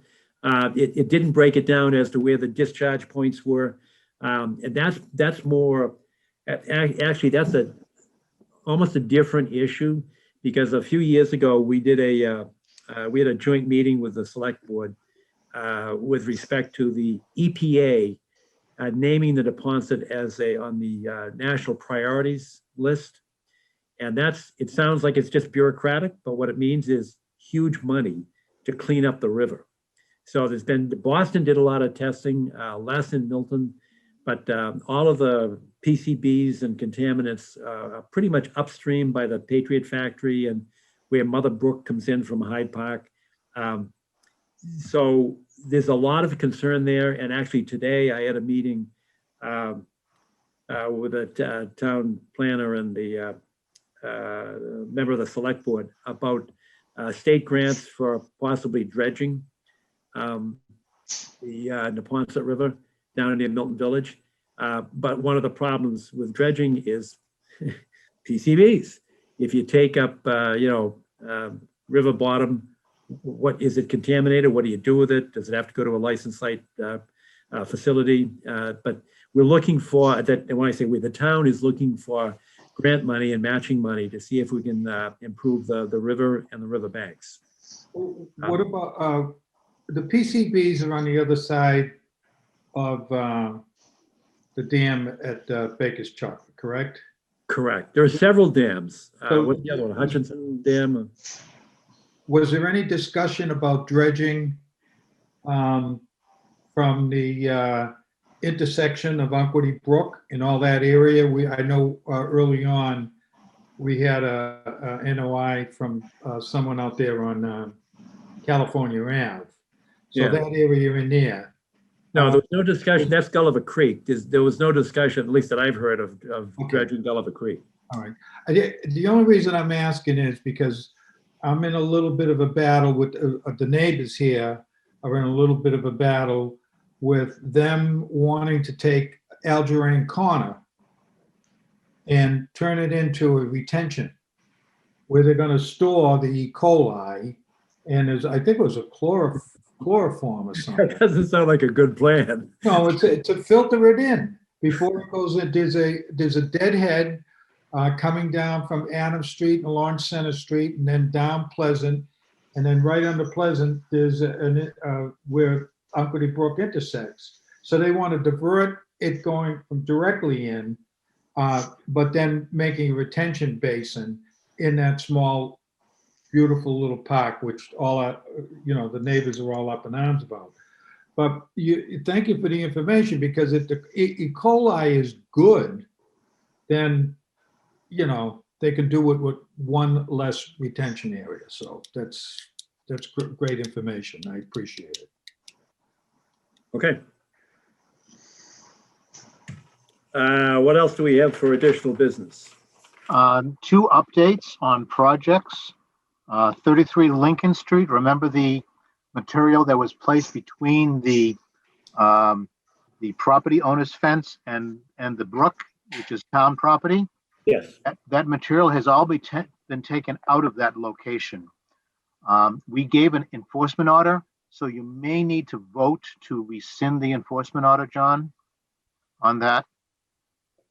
I provided Kathy some photographs of the now empty area between the private fence and the brook itself. Yes, and I think I saw the photographs, and I can confirm that we all confirmed that the homeowner agreed to do it Yep. at his own cost, and the photographs, I guess, taken by DPW folks confirmed. Actually, I took the photographs. Oh, you did? Okay, great, Yep. thanks. Yep. But in any event, I can confirm that, having seen that. So I believe that the homeowner did what was appropriate. He certainly didn't knock the trees down. That came down in a storm. He shouldn't have put it on the town side of the fence, but he said, okay, I agree to take it back, and he did. Yes. So I would recommend that we rescind that enforcement order. Are there any questions or comments of people with a different view? Hearing none, is there a motion to rescind that enforcement order? Nobody had any questions, but nobody said, thanks, Todd. Hans made a motion. I saw the hand. Oh, good. So did Ingrid. And Oh, Ingrid? good. Yeah, Okay. yeah, you get 3. So one of those will be a second. Right. Ingrid seconded. All right, any discussion? Hearing none, all in favor, say aye. Aye. Aye. All opposed? That's unanimous? Great. Okay, good, thanks. And one more update. Our friends over at Zero Truman Highway, Demolition Realty is on site. They have finished putting in their erosion controls, and I said that they could start tomorrow. They will be taking out the steel bars that are at the bottom of that large round hole in the ground in preparation to fill the hole. They've done a nice job with the erosion controls and not an easy place to work. Are there any questions about that? Nope. That's just an update. And that's That big all I hole in the have. ground, they're gonna break up the cement, because that's a cement lined hole in the ground, isn't it? Yes, I think there's cement at the bottom as Yes. well, John. So they're going to break that up as well. That's correct. Yep. And then demolition of the entire building complex that's there. Okay. Do they have a timeline on the completion of the demolition?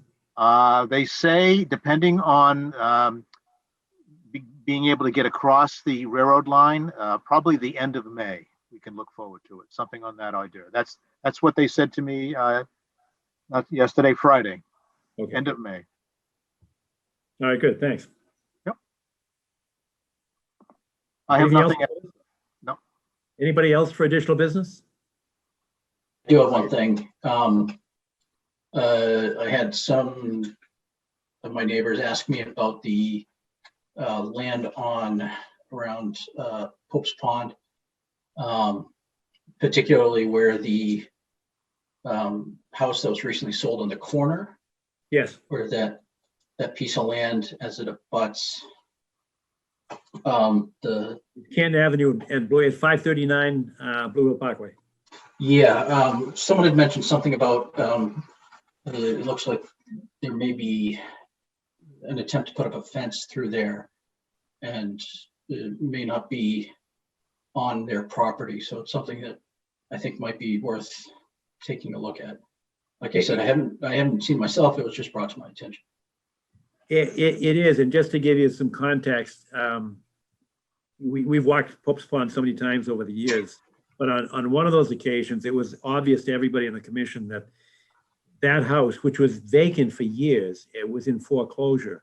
And it was apparent that the best way to get out, because we couldn't go, there's no bridge at that end of the pond. So there was no way to get over either the pond or the Pine Tree Brook. So we were trying to see if we could get out to Canton Avenue. And if you can walk a tightrope, you can. They don't own the land up to the brook, but it's tight. So I called the bank when it was in foreclosure, and I tried on a number of occasions to see if we could, while it was still unsold, to see if we could buy a little strip of land. But the broker that I was dealing with was not real cooperative in terms of getting information back to me.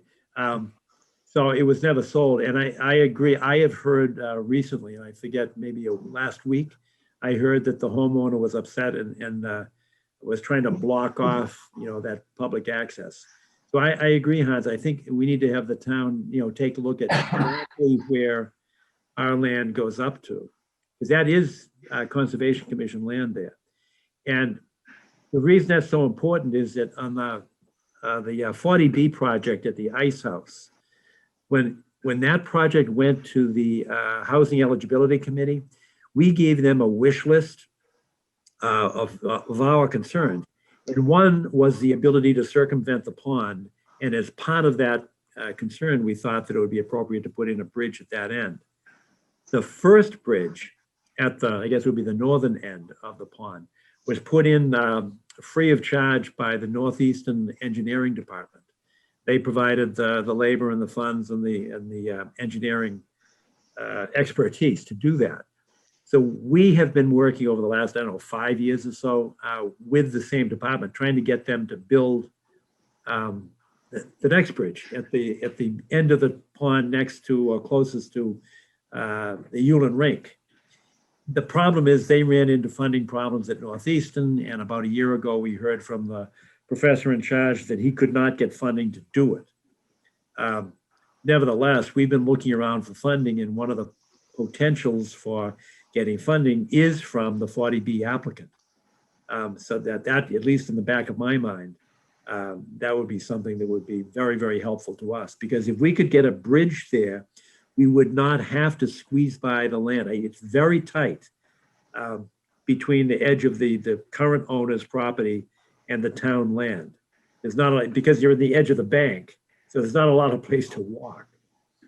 So if we could drive this bridge part of it, I think that would help everybody. It would keep, the homeowner would be happy because he doesn't have people going right out onto Canton Avenue, literally walking next to his driveway, within 2 feet of his driveway. So I think the bridge would be a great idea, and this 40B project might give us an opportunity for some funding. Or alternately, the CPA.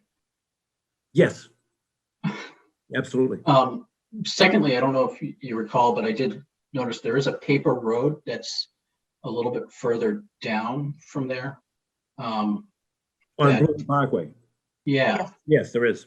And so, I mean, that's an access point as well. Yeah, so I think that's something that is worthwhile to follow up on, to provide the loop access, at least in a fashion, because then you might get dumped out on the parkway for a little bit, but at least you can complete the loop. And so I agree. And just so that everybody knows, I did have a chance to talk to Charlie Bosworth. This is probably, I don't know, a year ago. And he's the developer of the Ice House project. And one of my concerns was that they were talking about having a trail that extended from Pope's Pond out to Blue Hill Parkway. And so when I talked to him, I said, listen, before there was a 40B project, there was the mixed use that we actually entertained. We saw, and I think Ned Cochran was the attorney that presented it to us just on an informational basis. And as part of that project, the retail on the first floor, and then the second floor was going to be, I don't know, work studios or residential programs, some residences. And at that time, they were talking about public access through the Ice House property. Now, as you're looking at the Ice House with your back to Blue Hill Parkway, to the right, that land is, it's not just conservation land, it's owned by us. So I didn't want Charlie to use our land for him to provide access to the pond. I wanted our land to be our land, and next to the brook, Pine Tree Brook, and to have the access through his land. And he was very courteous. He said, I understand that. And he said, that sounds reasonable. I think we can provide access. So it's my understanding that he was receptive to that. I'm not saying he committed to it, but he was receptive in our conversation. So I passed all the information that I just gave you to John Leonard, who is chairman of the ZBA, and he will be entertained. So he now has our wish list. And I think, Steve and Hans, you had contributed to that. I did an edit to mention the bridge at the end near the Yulin Rink side of the pond. So that's now all before the ZBA. Excellent. Okay, now that brings up another point, and that's we've been asked to comment on some other projects, and we've got projects at 652 Canton Avenue and plus 648 Canton Avenue, and that we had seen. I had read those. I think I sent everybody a email on that and said take a look at it, because that's still at the housing eligibility position. They're still looking for eligibility, but as a consequence, the town boards are asked to make comments. And I know when we first addressed 648, I think that's 124 units that are proposed to go in there. Well, they just added another 80 units in the land parcel in back of it. So if you add the two parcels together, you've got 204 units onto Canton Avenue. Are the projects contingent on each other? No, it's going to be one project. Well, So it, I'm so it sorry. is a single project. Well, it is in design. It's connected by design. The roads, the driveways, the parking are all intertwined. It may end up as two separate projects. It would not make any sense to separate them because the way it's designed, the cars are actually driving through the Through first the other, project. yeah. There's no way you could separate them. So I think they're pushing both of them together, but they've got a 1.7 car ratio. So you take 204 units and you multiply that by 1.7, and then you multiply that by the number of trips per day. That's a lot of cars on Canton Avenue. And this is right near the high school. So yeah, but they're asking not for our comments on traffic studies. They're asking for our comments on environmental concerns. One of the environmental concerns that we addressed initially is when we went up, you probably remember, was last, I think, December. Of 2019. It might have been November of 2019. We actually did an RDA there. At the time, we didn't know what it was for, but it was just a resource delineation. So when we were there, I know I was talking about it, the fact that I used to live on Elm Street. My basement would regularly flood. I mean, a lot. When I say flood, I'm talking about to mid thighs in my basement. And I sent the kids swimming. Hey kids, we got a swimming pool. So I actually did some some background information, and it appears that there's an underground stream. Now, the reason you might remember this is that we had a fellow on Wendell Park about 3 years ago, maybe 4 years ago, that wanted to have a pipe go underneath Wendell Park so he could release the water from his basement to the stream, the intermittent stream that goes down the middle of Wendell Park. I can't remember the fellow's name. Steve, you might remember him. I think he was. I do not. Yeah. What is it? I do not remember. Sorry. I think he was an Asian fellow, very, very nice man. Mhm. But that's the same stream. Because if you were to draw a line from this project through my house on Elm Street when I lived there 30 years ago to that fellow's house on Wendell Park, it's the same. I don't know what it is, an underground stream, an aquifer or something, but there is a ton of water there. So my comment that I wanted to get to the town planner, to get to the Housing Eligibility Committee, we're going to need a hydrological study. Hate to use that phrase. Uh-oh. Oh, boy. We need a hydrological study. There's a lot of water. It may be a small watershed, but there's a ton of water. And it's all going into, Pine Tree Brook, that, there's a perennial stream. So those are things that we need to be thinking about because we've got 3 shots at this. The first one is with the Housing Eligibility Committee. The second one is we can provide information to the ZBA during their comprehensive permit application process. And the third one is they're going to have to come before us eventually anyway. Keeping in mind that we have no municipal bylaw to implement. It's only the State Wetlands Protection Act. But be thinking about that and keep your eye. We also have the same opportunity with 682 Blue Hill Avenue. That's the one up next to Delphi Academy. That's the one where there's a stream running in back. And we have most recently been on the Robin Street side. I think it's 52 Robin Street, where the group put in there are a couple of families that live in that big mansion. Then they put in a garden. That garden is on the back side of the 40B projects. And the 40B project is going to require knocking down that beautiful, beautiful home with the period gardens. The historic garden. Do you remember that? Remember those gardens? I think you and Judith went to take a look at that one. I saw them as well, John. They did? Yeah. That was 152 Robbins, by the way. That's the number. 152, I'm sorry. Yeah, 152. Yep. Yep. So just keep your eye out, and all of these 40B projects are on the town website, so you can take a look at them. They look pretty daunting because they're thick, but you can, if you get to the, if you read the executive summary, and if you know the area, you can make some determinations on whether or not it's going to have an impact and whether or not the Housing Eligibility Committee should consider that and whether or not the ZBA should consider it even before it comes to us. That's my additional business. All right, anything else? Anybody else? Whoever wins the Powerball tonight, I hope you'll share.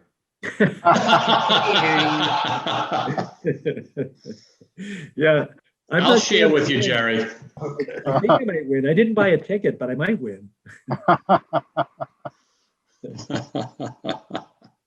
right, if there's no other additional business, is there a motion to adjourn? So moved. All right, all right. Well,